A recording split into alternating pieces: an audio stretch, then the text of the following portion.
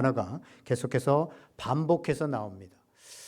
주님께서 이 땅 가운데 오셔서 우리의 죄를 위해서 십자가에 달려 돌아가시고 부활하셨다가 하늘로 승천하시면서 이 땅에 남겨두신, 이제 더 이상 예수님의 몸은 이 땅에 없습니다. 그런데 그 예수님의 몸이 이 땅에 남아있는데 그 몸을 뭐라고 말을 하냐면 교회다라고 그렇게 말씀합니다. 특별히 그 교회의 머리가 되셔서 예수님은 이 교회에 계시고 성령님을 통해서 계속해서 교회를 인도해 가시고 교회를 통해서 하나님의 역사를 이루어 가시는데, 그렇기 때문에 하나님께서는 이 그리스도의 몸, 예수님의 몸인 교회를 통해서 구원의 사역을 이루어 가시고 사람들은 교회를 통해서 예수 그리스도를 알게 되어지고 이 구원에 동참하게 되어지고 믿음이 성장하게 되어지고 성숙하게 되어집니다. 이 몸의 일부로 우리 각 지체, 우리를 부르시고 하나님께서는 그 일들을 행하시는 일꾼으로 부르셨다는 겁니다. 그래서 오늘 본문 24절을 보면 우리 24절 말씀 다시 한번 같이 읽어보겠습니다. 시작. 나는 이제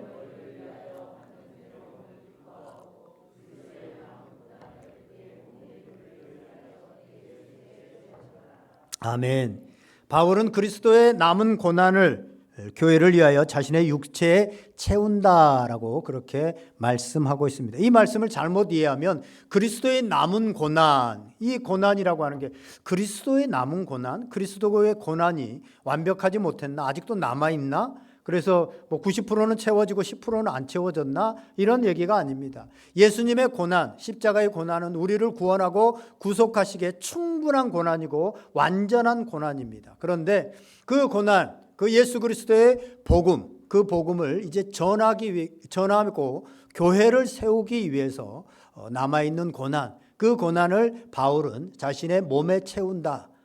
복음을 증거하면서, 복음을 전하면서 어려움을 당하는 거, 고난 당하는 거, 그리고 주님의 교회를 세우면서 당하는 고난, 그 고난을 자신의 육체로 있을 이 땅 가운데 있을 동안 자신의 몸에 채운다라는 것입니다. 그러면서 바울은 그렇게 채우는 삶을 기뻐한다라고 말하고 있습니다. 기뻐한다. 어떻게 기뻐할 수 있지? 이해가 안 되시는 분들이 있을 겁니다. 여러분, 질할 총량의 법칙이라는 말을 압니까? 질할 총량의 법칙. 이 말은요, 김두식 교수가 불편해도 괜찮아 라고 하는 책에서 한 말인데 굉장히 유행어가 됐습니다. 이 뜻이 뭐냐면 인생들, 사람들은요 평생 동안 질할의 총량이 정해져 있다는 거예요. 살아가는 동안 우리가 좀 안 좋은 행동들을 하고 막 속썩이고 이런 거를 할 때 질할한다 이런 표현을 쓰잖아요. 그런데 그런 게 정해져 있다는 거예요. 그래서 다는 아니지만 어렸을 때 그렇게 부모를 속썩이고 쉽게 말해 지랄을 한 그런 사람들은 노년에 가면 그렇지 않다는 거예요. 이미 다 인생에 할 거 다 했으니까. 그리고 이제 젊은 시절 어렸을 때 안 한 사람이 노년에 가서 이제 거의 뭐 황혼이 됐는데 그때 가서 이제 하는 사람들도 있다는 겁니다. 그런데 가끔 예외가 있죠. 모든 법칙에는 예외가 있어요. 젊었을 때부터 지랄했는데 노년까지 하고 있는 사람, 구제불능 사람이 가끔 있습니다. 그런데 일반적으로는 그런 질할 총량이 정해져 있다는 겁니다. 그런데 비슷한 개념으로 고난 총량 불변의 법칙이라는 게 있습니다. 고난 총량 불변의 법칙. 인생을 살아가면서 우리가 당하는 고난은 대개 다 비슷비슷하다는 겁니다. 제가 이렇게 가끔 정치 이렇게 보면 윤석열 대통령이 당하는 고난, 야, 나보다 훨씬 크겠다. 나는 그 자리에 있지도 못하겠다. 이런 생각을 할 때가 꽤 있습니다. 인생의 고난들이 뭐 가끔은 아까 예외처럼 어떤 사람은 정말 인생의 전반전부터 후반전까지 정말 고난으로 점철된 그런 사람들이 가끔 있지만 대부분의 사람들은 당하는 고난이 총량이 되게 비슷비슷하다는 거예요. 그렇다면 어차피 우리 인생에 고난이 있고 이렇게 살아도 저렇게 살아도 우리 인생에 고난의 양이 정해져 있다고 한다면 그 고난을 예수 그리스도를 위해서, 내가 먹고 사는데도 어차피 고난을 당할 건데 예수 그리스도를 위해서 그 고난의 양이 채워진다면 그것은 얼마나 복된 것이고 얼마나 기쁜 일이냐 하는 것입니다. 바울은 이런 것들을 깨달은 거예요. 어차피 인생을 살아가는데 고난을 당하는 게 내가 예수 그리스도의 복음을 위해서, 예수 그리스도를 위해서 주님의 교회를 세우는데 고난을 당하는 거 얼마나 기쁜 일이냐. 그러니까 너희를 위해서 내가 기뻐한다. 이 고난 당하는 것을 기뻐한다라는 것입니다. 어차피 당할 고난 주님을 위해서 당하는 거잖아요. 어떤 사람을요, 우리가 알려고 하면 세 가지를 보면 그 사람을 잘 안다고 합니다.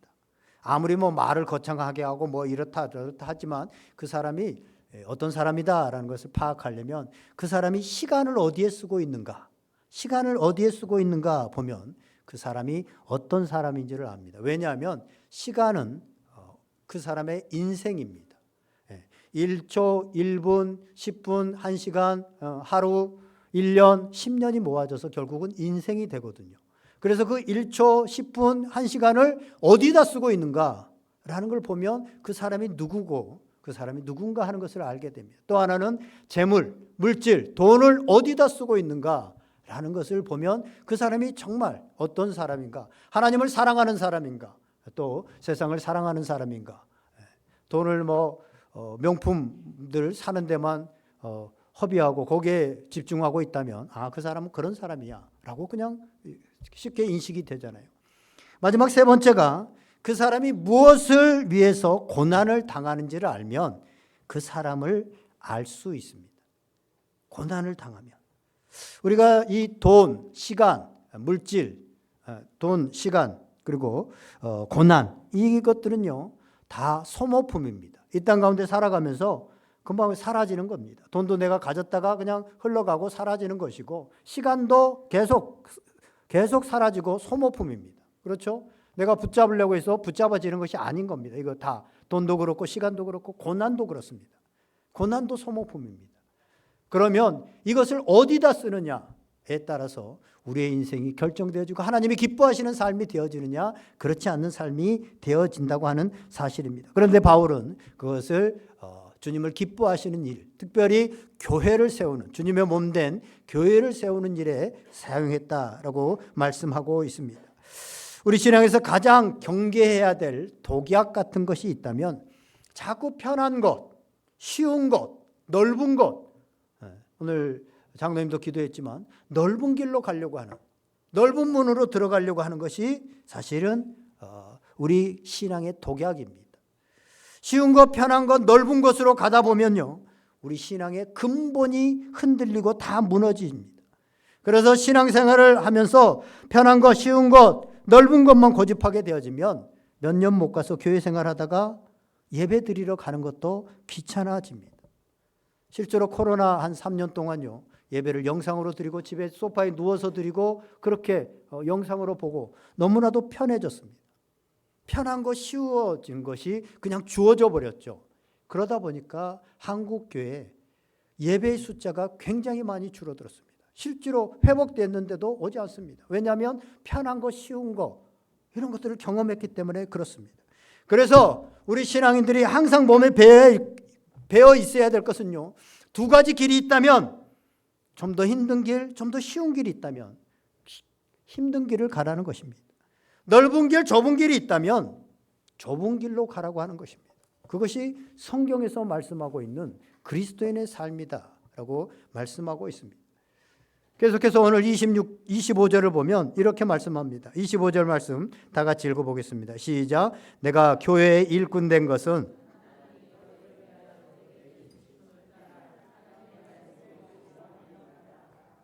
아멘. 내가 교회의 일꾼 된 것은 하나님이 주신 직분을 따라 하나님의 말씀을 이루려고 하는 것이다. 오늘 우리에게 다 직분이 있잖아요. 바울은 23절 우리가 읽지 않았지만 이 복음의 일꾼이 되었다라고 그렇게 말씀하고 있고 고린도전서 4장 1절에서는 이렇게 말합니다. 사람이 마땅히 우리를 그리스도의 일꾼이요 하나님의 비밀을 맡은 자로 여길지어다. 그리고 맡은 자에게 구할 것은 충성이니라. 그렇습니다. 우리는 스스로 나 스스로가 인정하든지 인정하지 않든지 간에 그리스도의 일꾼이요 교회의 일꾼입니다. 오늘 본문을 보니까 내가 교회의 일꾼이 된 것은 주님의 직분을 따라서 주님이 주신 직분을 따라서 하나님의 말씀을 이루려 합니다라고 말씀하고 있습니다. 교회의 머리는 예수 그리스도시고 우리 모두는 그 몸의 각 지체로, 각 부분으로 우리를 불러주셨습니다. 그래서 우리는 교회에 속해 있는 이상 다 역할이 있습니다. 역할이 없으면 하나님께서 굳이 교회로 부르시지 않습니다. 그래서 어떤 사람은 손의 역할을 하고, 어떤 사람은 입의 역할을 하고, 어떤 사람은 목의 역할을 하고, 어떤 사람은 다리의 역할을 하고, 새끼발가락 역할을 하는 사람들도 있습니다. 누군가가요 그런 얘기를 하더라고요. 교회도 다 일하는 사람이 따로 있는 것 같아요. 일하는 사람들이. 그렇지 않습니다. 이건 잘못된 말입니다. 교회는 모든 사람이 몸에 다 지체입니다. 그래서 교회의 모든 성도들은 하나님께서 주신 직분을 따라서 하나님의 말씀을 이루는 일에 충성되게 하나님께서 부르셨다고 하는 사실입니다. 여러분, 집사가 뭡니까? 집을 돌보는 사람, 주님의 교회를 돌보는 사람이 집사입니다. 직분을 따라서 주신 거예요. 권사가 뭡니까? 낙심한 사람들을 권면하고 또 위로하고 그를 위해서 기도하는 사람, 이런 사람이 권사입니다. 그렇죠? 장로도 직분이 있고 교사도 직분이 있고 목사도 직분이 있고 다 있습니다. 그렇게 해서 주님의 몸 된 교회가 세워져 가는 것입니다. 그래서 교회는 각 사람들, 모든 사람들이 다 자기의 역할을 감당할 때 한 사람이 무거운 수고의 짐을 지지 않고 함께 합력하여 아름답게 나아가는 교회가 되어지는데, 그렇다면 교회의 일꾼은 어떻게 해야 되는가? 교회의 일꾼은 어떤 사람이 되어야 되는가? 저는 구약에서 이스라엘이라고 하는 교회, 구약은 이스라엘이 교회입니다. 초창기에 그 교회를, 이스라엘이라고 하는 교회를 세웠던 한 인물, 그리고 신약의 교회를, 성령이 역사하신 후에 교회를 세웠던 한 인물을 예로 들어서 오늘 그 두 인물을 우리가 믿음의 선조들, 하나님의 교회를 세웠던 믿음의 사람들은 어떻게 세웠는가, 그 시대에 이런 사람들이 있었기 때문에 교회가 세워지고 오늘날 우리에게까지 복음이 증거되어지는데, 오늘은 이 시대는 우리가 그 사명들을 감당해야 되는데, 그 선조의 믿음을 따라서, 그 선조의 신앙을 따라서 오늘도 살아가기를 원하는 마음으로 함께 한번 살펴보겠습니다. 구약의 인물 중에서 먼저 갈렙을 살펴보기를 원합니다. 여호수아 14장 12절 말씀입니다. 우리 다 같이 화면을 보고 한번 읽어보겠습니다. 그날에 여호와께서 말씀하신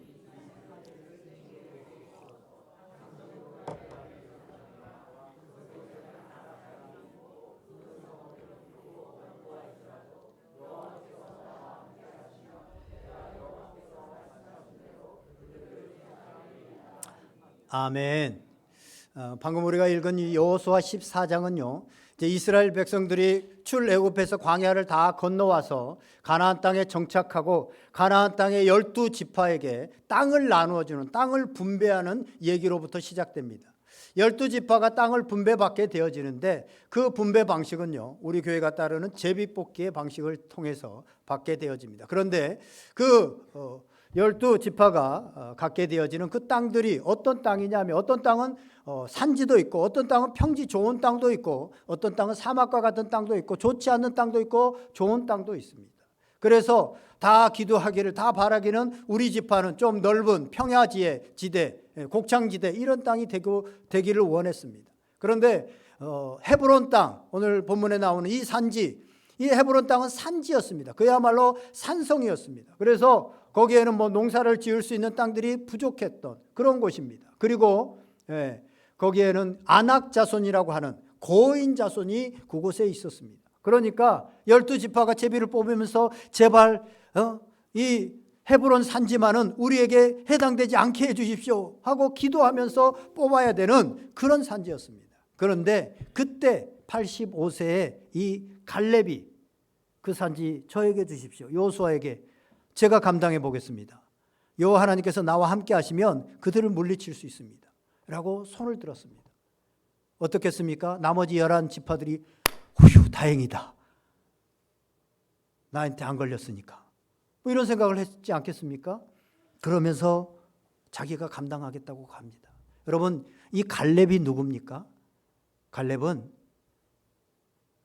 애굽에서 요단강을, 홍해를 건너서 쭉 들어올 때 얼마 안 돼서 12정탐꾼을 보낼 때 그 12정탐꾼 중에 한 명이었습니다. 그리고 모든 그 과정들을 다 겪은 출애굽 1세대입니다. 여호수아와 더불어서 유일하게 1세대입니다.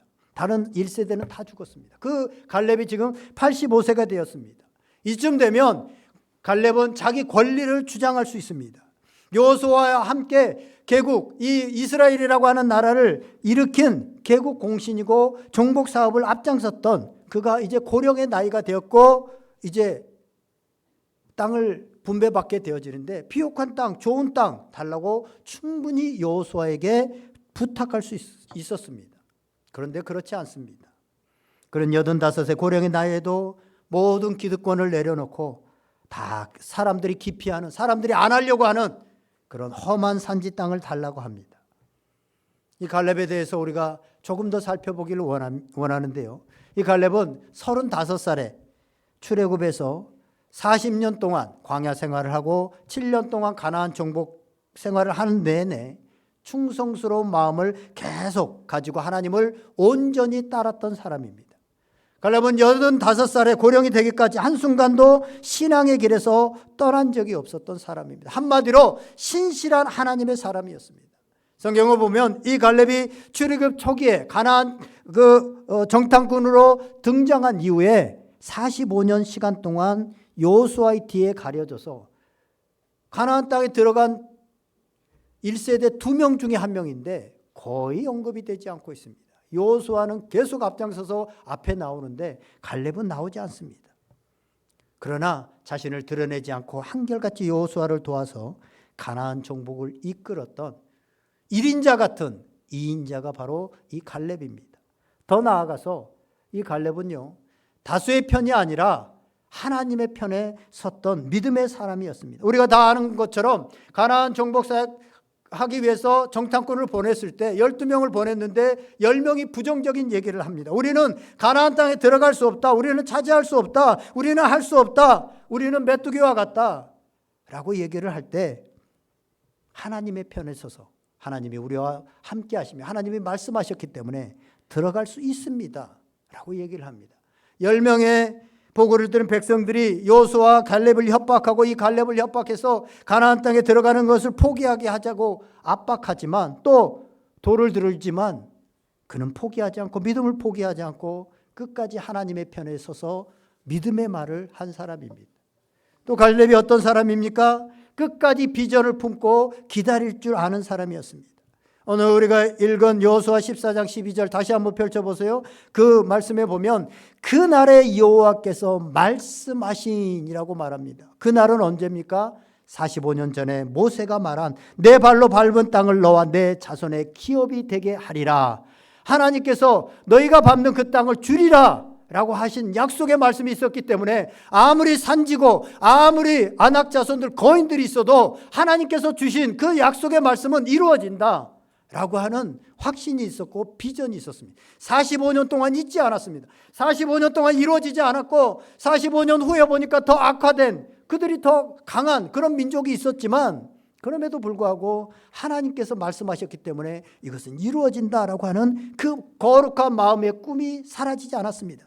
그래서 85세의 나이에도 저 산지를 내가 해보겠습니다. 하나님께서 말씀하신 그 땅, 그 성읍들일지라도 여호와 하나님이 나와 함께 하시며 여호와 하나님께서 말씀하신 대로 그들을 쫓아내리이다. 할렐루야. 이런 비전, 이런 꿈이 45년 동안 그 가슴 속에 늘 있었기 때문에 그는 인생이 흔들리지 않습니다. 좌지우지하지 않습니다. 어떤 때는 세상을 쫓아가다가 어떤 때는 바로 섰다가 어떤 때는 주님을 쫓아가다가 그렇지 않습니다. 왜냐하면 목표가 있기 때문에 그렇습니다. 말씀이 표대가 있기 때문에 그렇습니다. 그래서 계속해서 그 앞을 향해서 달려가게 되어지고 신앙이 흔들리지 않게 되어지고 건강한 영적인 삶을 계속해서 살아가서 85세가 돼서도 그 꿈을 얘기하고 그 비전을 얘기하는 사람이 된 것입니다. 하나님께서는 하나님의 시간표대로 그가 85세 됐을 때 그 꿈이 그 일이 이루어지게 만들어 줍니다. 이러한 갈렙과 그가 속한 유다 지파에게 주신 하나님의 복은 엄청납니다. 85세의 나이에 그 헤브론 땅을 차지하게 되었고 그 땅이 이스라엘의 첫 수도가 되어지게 되었고 갈렙이 속한 유다 지파를 통하여서 다윗 왕이 탄생되어지고 이스라엘 족속들 12지파 중에 11지파가 10지파 11지파가 다 사라질 때도 이 유다 지파는 남아서 유대인이라고, 지금 이스라엘에 남아있는 그 이스라엘 민족은요 사실은 유다 지파 한 지파밖에 없습니다. 다른 지파들 장자 지파였던 루벤 지파 없습니다. 유대 지파, 유다 지파만 유대인이 돼서 지금까지 남아있고, 정말 놀라운 건 뭐냐면 그 지파를 통해서 예수 그리스도가 이 땅에 탄생하게 되어진 것입니다. 하나님께 절대로 공짜는 없습니다. 어렵지만 힘들지만 하나님 앞에 앞장서서 나아갔던, 헌신했던 이 갈렙과 그의 지파를 통해서 하나님은 놀라운 축복을 주시고 하나님의 교회인 이스라엘을 세우셨던 것입니다. 오늘도 이런 갈렙처럼 하나님의 교회를 헌신된 마음으로 앞장서서 제가 하겠습니다. 어려운 것 제가 하겠습니다. 쉬운 것은 소신자들한테, 이제 오신 성도들한테, 영광을 받는 자리는 그런 성도들한테 맡기십시오. 어려운 자리는 제가 하겠습니다. 이런 갈렙이 오늘날 필요한 시대입니다. 꼭 이 시대는 너무나도 필요한 시대입니다. 마치 이스라엘을 세우는 것 같이 어려운, 초대교회를 세우는 것 같이 어려운 그런 시대이기 때문에 더더욱 그렇습니다. 오늘 우리 온누리교회 주님의 사랑을 덧입고 주님께서 우리 안에 살아계시는 그 하나님의 음성을 듣고 갈렙과 같은 하나님의 사람들이 많아지는 복이 있기를 주님의 이름으로 축원드립니다. 두 번째 살펴보기 원하는 사람은 신약의 바나바입니다. 사도행전 11장 24절 말씀 다 같이 한번 읽어보겠습니다. 바나바, 시작. 바나바는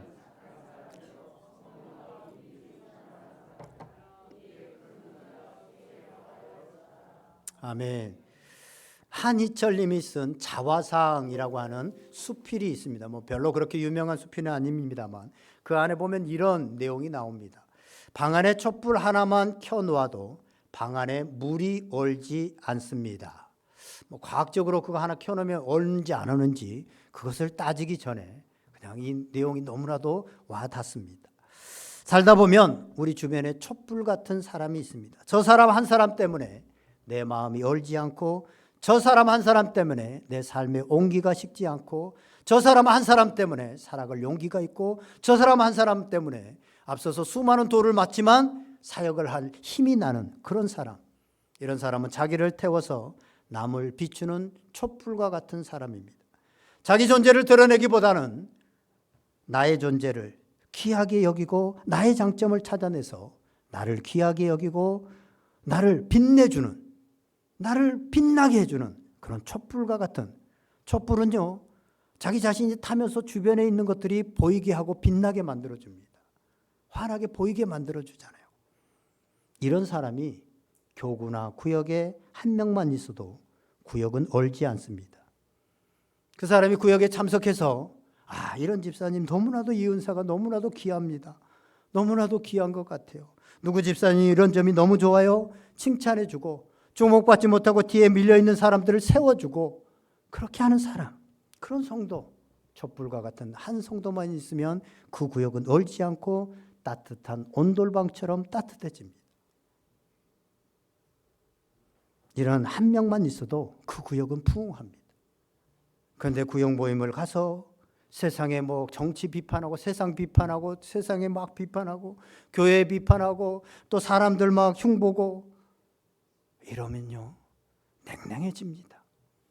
그 다음부터는 구역 모임이 있어서 의무적으로 가긴 가야 되는데 별로 가고 싶지가 않아요.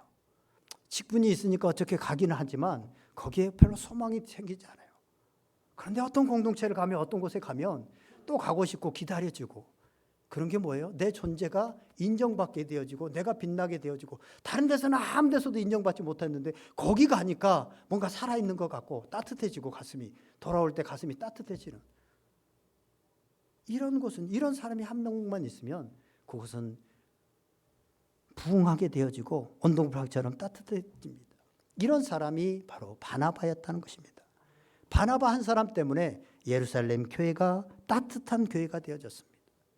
바나바에 대해서 처음 소개할 때 이렇게 말합니다. 4장 36절을 보면 사도행전 4장 36절에 보면 구브로에서 난 레이족 사람이 있으니 이름은 요셉이라 사도들이 일컬어 바나바라 번역하면 위로의 아들이라 하니 라고 말합니다. 바나바의 본명은 요셉입니다. 아마 여기에 지금 교회를 오래 다녔어도 바나바가 요셉이었다라고 하는 생각을 별로 하신 분이 많지 않을 겁니다. 바나바로 우리는 기억합니다. 그런데 바나바는 별명입니다. 그 뜻이 뭐예요?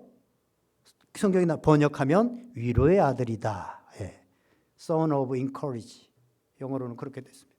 용기를 주는, 희망을 주는, 힘이 되어주는, 그걸 일으키는 사람. 이런 사람이 바나바입니다. 그 요셉인데 사람들이 다 바나바로 알아요. 이름을. 별명으로 돼요. 별명이 더 유명해요. 그런데 거기에 보면 사도가 그런 게 아니고 사도들이 일컬어 이 사람이 바나바다, 위로의 사람이다, 힘을 주는 사람이다. 한 사람이 인정한 게 아니라 모든 사도들이 공통적으로 이 사람이 바나바다, 위로자다, 격려자다 라고 부르는 거예요, 별명을. 왜 그러게요? 사도행전 4장 37절 바로 이어서 나오는 말씀을 보면 그가 밭이 있음에 팔아 그 값을 가지고 사도들의 발 아래 두니라 라고 말씀하고 있습니다. 당시 이 사도행전 4장은요 성령의 역사가 일어나서 초대교회가 막 세워지고 있는 그런 상황입니다. 막 믿는 사람들이 막 몰려오는 이런 사람들입니다. 거기에는 가난한 사람도 있지만 예수를 믿기 때문에 가난해진 사람들이 굉장히 많이 있습니다. 왜냐하면 당시에 로마에서 기독교를 인정하지 않았을 뿐만 아니라 당시 유대 사회의 종교 지도자들, 유대를 이끌어갔던 종교 지도자들이 기독교를 탄압하고 있었습니다.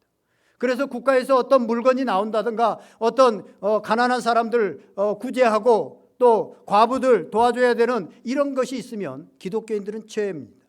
그러니까 사도행전 6장에 보면 헬라파 과부, 히브리파 과부들이 막 생기게 되어지죠. 도움을 받지 못합니다. 그러니까 가난해집니다. 교회를 세워가야 되는데 교회에 온 사람들이 예수를 믿는 것 때문에 가난해졌습니다. 우리는 참 다르죠. 우리는 예수 믿는 것 때문에 부자 돼야 되잖아요. 복 받아야 되잖아요. 집 사야 되잖아요. 그렇죠? 그냥 교회 집 사는 별로 의미가 없고 집을 사면 엄청 기쁘잖아요. 집사 임명된 건 별로 안 기쁜데. 그렇죠? 그것도 큰 집을 사면. 에? 그런데 이 사람들은 예수 믿는 것 때문에 가난해졌어요. 그러니까 거기에 좀 부자였던, 밭이 있었고 땅이 있었던 이 바나바가 그것을 팔아서 그 사람들을 구제한 거예요. 그러니까 그걸 보면서 또 따라했던 사람이 있죠. 아나니아 삽비라. 뭐 그 얘기는 말고요. 어쨌든 이런 거를 보면서 그 외에도 여러 가지를 보면서 사도들이 너는 위로자다. 정말 너는 구제할 수 있는 그런 사람이다라고 말을 한 거예요. 사도행전 11장 25절에서 25절에 보면요. 또 바나바가 어떤 일을 하냐면 이렇습니다. 바나바가 사울을 찾으러 다소에 가서 만남에 안디옥에 데리고 와서 둘이 교회에 1년간 모여 있어 큰 무리를 가르쳤고 라고 하는 말씀이 나옵니다. 예수 믿는 사람들을 잡아 감옥에 가두고 구박하고 핍박하던 사울이라고 하는 바울이요. 다메섹으로 가다가 예수 그리스도를 빛 가운데 만나게 되어집니다. 그리고 회심하게 되어집니다. 회심하게 되어졌는데 사람들이 아무도 믿지 않습니다. 바울이 변했다는 것을 믿지 않습니다. 그가 예수 믿는다는 걸 믿지 않습니다. 그래서 교회로 데려오면 예수 믿는 채 가짜로 저렇게 하다가 예수 믿는 사람들을 잡아가려고 그러는구나. 그래서 들이기를 힘들어합니다. 그래서 바울은 자신이 그 뜨겁게 예수님을 만나고 구약의 말씀들을 다 이미 꿰고 있는, 그래서 언제든지 가르칠 준비가 되어 있었던, 체험도 있고 이제 구약의 말씀도 아는, 당시의 말씀은 구약밖에 없습니다. 그런데 구약의 말씀을 너무나도 잘 알았던, 그런데 그 예수님을 만났던 메시아, 구약에서 말하고 있는, 그래서 뭔가 가르치고 교회에 사역을 해야 되는데 받아들이는 교회가 없습니다. 그래서 그는요 고향인 길리기아 다소로 낙향하게 됩니다. 거기서 몇 년이 있었는지 성경에는 나오지 않지만 성경을 연구한 학자들에 의하면 9년에서 12년 정도 거기에 있었다. 아무도 찾아주지 않는, 사역을 하고 싶은데 할 수도 없는 그곳에서 9년에서 12년의 세월을 보냈습니다. 외롭게 무엇을 했는지는 모릅니다. 그런데 그때 이 바나바가 안디옥 교회, 우리가 생각하는 그 안디옥 교회입니다. 안디옥 교회를 개척해서 예루살렘 교회에서 구제하던 그가 이제 예루살렘 교회에서 충분히 인정을 받음에도 불구하고 이방인을 위해서 안디옥에 개척을 하게 되어집니다. 개척을 해서 교회가 하루하루 엄청난 부흥을 하게 되어집니다. 이들을 좀 잘 가르치고 이들에게 복음을 전하고 이들을 잘 돌봐야 되는데, 당시에는 이제 교회가 생기기 시작하는 때라 그러한 적당한 인물이 생각나지 않습니다. 그런데 생각이 났습니다. 바울이 있구나.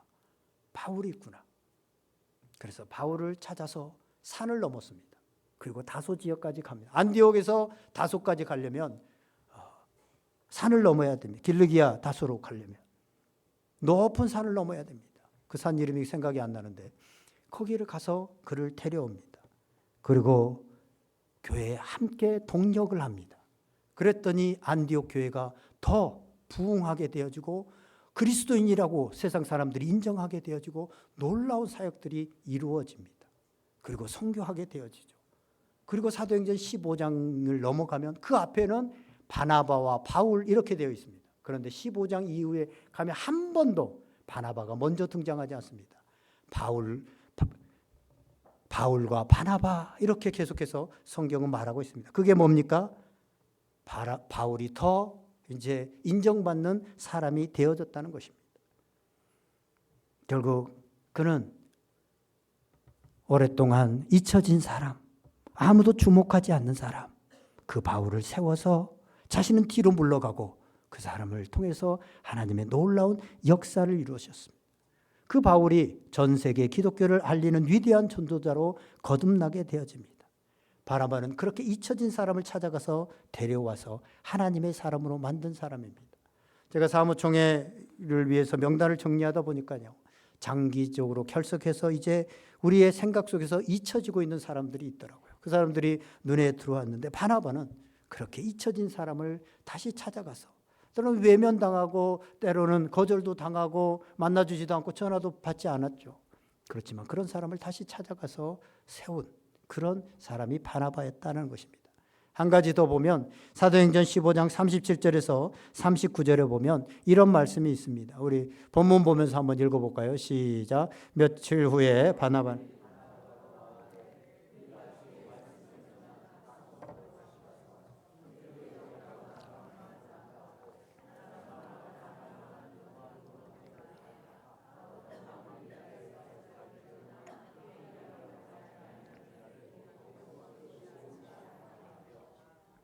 아멘. 바나바는 실패한 사람을 다시 일으키는 위로자였습니다. 세상은 실패자, 루저라고 그러죠. 실패자에게 별로 관심이 없습니다. 세상은 오로지 성공한 사람에게 관심이 있습니다. 우리 인생을 마라톤에 비유를 하는데 마라톤에서 보스턴 마라톤 1등한 사람은 신문에도 나고 사람들이 주목하고 기록이 얼마냐, 얼굴이 어디냐, 어느 나라 사람이냐 주목하지만 꼴등한 사람은 한 번도 나오지도 않고 아무도 기억하지 않습니다. 세상은 위너만 기억합니다. 루저는 기억하지 않습니다. 그런데 바나바는 그 실패자 마가의 손을 잡아서 일으킨 사람입니다. 마가는 1차 바울의 전도 여행 때 바나바와 더불어서 전도 여행을 떠납니다. 그런데 어떤 이유였는지 몰라도 마가는 그 전도 여행을 중도에 포기하고 돌아와 버립니다. 아마 부잣집에서 곱게 자라서 길에서 자야 되고 매도 맞고 힘들고 그런 길들이 힘들어서 산을 넘어야 되고 아마 중도에 포기했는지도 모릅니다. 그리고 집에 돌아왔습니다.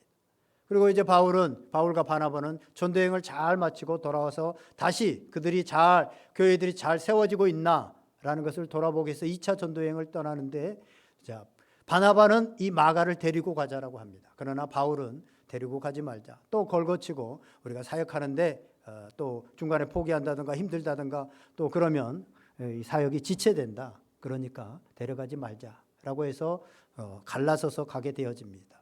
바울은 실라와 가게 되어지고 바나바는 이 마가를 데리고 가게 되어집니다. 거기서 마가는 다시 세워지게 되어집니다. 다시 회복되어지게 됩니다. 루저였던 인생이 다시 위너의 인생으로 되어집니다. 그래서 그는 마가복음, 예수님의 행적을 기록한 마가복음을 쓴 사람이 되어집니다. 그래서 우리가 기억하기에 마가는 바나바보다 더 성경적으로 우리가 유명한 사람이 되어지는 것입니다. 바나바가 없었다면 이 마가는 어쩌면 영원한 실패자로 인생에 끝날 수도 있었습니다. 그런데 바나바가 그를 손을 붙들고 세워주고 함께 갔기 때문에 그는 다시 일어날 수 있었고 인생의 위너가 될 수 있었습니다. 세상의 사람들은 1등만 기억합니다. 그런데 주님은요, 1등이 아니라 함께 오는 사람을 기다리십니다. 신앙에 뒤처진 사람의 손을 붙들고 함께 오는 그 바나바와 같은 사람, 그 사람을 주님께서는 찾으신다고 하는 사실입니다. 이러한 궁핍한 교인들을 도와주고 잊혀진 사람 바울을 찾아내서 세워주고 실패한 사람 마가를 도와서 다시 일어서게 하고 쓰임받게 했던 이 바나바가 하나님의 교회를 세우는 사람이고 초대교회, 너무나도 교회, 예루살렘 교회도 그렇고 안디옥 교회도 세우는데 정말로 금과 같은 그러한 사람입니다. 그러나 성경에는 그의 이름이 바울이나 마가 요한보다도 더 주목받지 않는 이름으로 되어져 있는 것을 보게 되어집니다. 이제 말씀을 정리하려고 합니다. 여러분, 왕자와 거지라고 하는 동화 한번 좀 들어보셨죠? 예, 왕자와 거지. 둘이 비슷하게 생긴 아이들이 이렇게 왕자와 거지가 옷을 바꿔 입고 거지가 왕자가 되고 왕자가 거지가 되어지는 이런 얘기이죠. 예, 거기에 보면요, 왕자가 된 거지가 이 옥새, 옥새가 뭔지 아세요? 왕의 도장. 그렇죠? 그 도장을 가지고 이 도장의 위력이 뭡니까? 만약에 이 도장을 꽉 찍으면 감옥에 있던 사람이 풀려나기도 하고 사형에 해당됐던 사람이 자유인이 되기도 하고 굉장한 능력입니다. 그런데 왕자가 된 그 거지는 그걸 가지고 뭘 해요? 혹시 그거 생각나는 분이 있어요? 호두 까먹어요. 그걸 가지고 호두가 가지고 맛있다. 호두 까먹습니다. 옥새의 위력을 모르니까. 옥새의 위력을 모르니까. 제가 그 동화를 생각하면서 우리가 복음에 이런 게 아닌가? 복음의 능력이 얼마나 큽니까? 복음은 죽은 자를 살리고 죄로 인하여서 영원히 멸망받을 수밖에 없는 사람을 다시 회개시켜서 하나님의 사람으로, 자유인으로, 기쁨의 사람으로, 살 소망이 있는 사람으로 만드는 게 복음입니다. 그런데 그 복음 가지고 우리가 겨우 하는 것이 뭐예요? 집 주시옵소서. 큰 집. 집사가 되게 하여 주시옵소서. 집사. 페라리 타게 해 주시옵소서. 페라리 알아요? 우리 교회는 너무 모르죠. 그렇죠? 세계에서 제일 비싼 자동차 50억 한 대 막 하는 그런 자동차가 페라리예요. 우리 수준에는 좀 안 맞는 예를 들었어요. 그래서 제가 어제 옷을 하나 오랜만에 저 집사람이 사온 조금 뭐 그나마 있는 이게 100만 원대가 아니고 10만 원대 어떤 옷을 입었더니 막 사람들이 좋아 보인다고 막 가죽이 어쩌고 하는데 복음을 가지고 겨우 뭐 아파트 사게 해 주시옵소서. 좀 더 잘 살게 해 주시옵소서. 뭐 좀 더 좋은 차 타게 해 주시옵소서. 이러고 있는 호두 가지고 있는 건 아닌가? 이런 생각을 해보게 되어집니다. 주님께서는 이 땅에 오셔서 그 복음의 능력을 교회에 주셨습니다. 그리고 그 교회를 통해서 영혼을 구원하고 하나님의 사람으로 세워가는데 우리를 일꾼으로 부르셨어요. 오늘 주님께서 원하시는 일꾼은 갈렙처럼 정말 아무도 안 하려고 하는 이 영광을 받지 않는 자리, 힘든 자리, 그 자리에 제가 하겠습니다 라고 하는 이런 헌신된 사람들, 이 사람들을 필요로 합니다. 또한 바나바처럼 정말 촛불처럼 다른 사람을 비춰주는, 그 사람이 가면 따뜻한, 그 사람이 가면 그 공동체가 세워지는, 사람들이 붙는 이런 바나바와 같은 사람들이 있을 때 우리 교회가 하나님이 기뻐하시는 교회 되고 21세기 신앙 모델이 된다는 게 뭡니까? 이런 교회가 되는 겁니다. 그런 교회를 통해서 하나님은 계속적으로 역사하실 것이고 그런 교회를 통해서 하나님의 나라는 계속적으로 세워져 갈 것입니다. 갈렙이 초창기에 이스라엘 구약의 교회를 세웠던 그런 인물이라고 한다면 바나바는 신약의 초창기에 교회를 세웠던 인물입니다. 오늘 그 시대를 감당했던 이런 사람들이 있었기 때문에 교회는 세워졌습니다. 오늘 이 시대는 우리에게 하나님께서 맡겨주셨습니다. 그 중에서도 온누리교회는 우리에게 맡겨주셨습니다. 그 안에 이러한 바울의 마음이 있고 예수 그리스도의 그 마음, 십자가를 지셨던 그 예수님의 그 사랑과 은혜가 우리 가운데 있는 사람들은 마땅히 바울, 오늘 갈렙처럼 바나바처럼 제가 하겠습니다. 다른 사람을 더 빛나게 하겠습니다. 이러한 삶으로 나아가게 될 것입니다. 오늘 우리 온누리교회가 이런 아름다운 교회로 계속해서 지금까지도 세워졌지만 앞으로도 아무런 잡음 없이 아름답고 따뜻한 그런 공동체가 되어질 수 있기를 주님의 이름으로 간절히 축원드립니다. 기도하겠습니다. 오늘 말씀 생각하면서 우리 다 같이 한번 기도하겠습니다.